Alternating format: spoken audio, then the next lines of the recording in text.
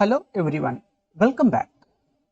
In this lesson, we are going to discuss about the Trojan sets and how they work.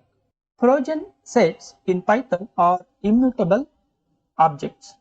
They only support methods and operators that produce a result without affecting the Trojan set or sets to which they are applied. While elements of a set can be modified at any time, elements of the Trojan set remain the same after creation. If no parameters are passed, the Trojan set returns an empty Trojan set. Let us create an Trojan set using an iterable object string. So here we can see the set created using the Trojan set constructor returns an Trojan set inside the parentheses. Let us see the help on the Trojan set using the help command. Here we can see the Trojan set. It built an immutable unordered collection of unique elements. So look at here. It is an immutable unordered collection of unique elements.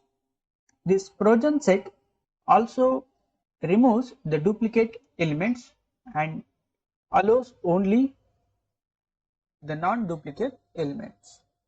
If we do not use any iterable object inside this Trojan set constructor, then it will create an empty Trojan set. So these are the methods defined for the Trojan set: and, contains, equal, greater than, and the other methods which are applied for the sets: copy, difference, intersection, and the static methods new. If we look at the help on the set, there is no word immutable. Build an unordered collection of unique elements, because we can update or modify the set using the add and update methods, but we cannot use those methods for the Trojan sets.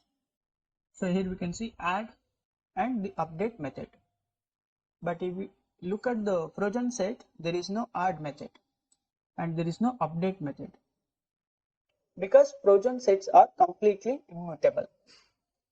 Let us try to add a tuple with the values 2 and 3 to the Trojan set we have created. Set 15 is the Trojan set with these string characters.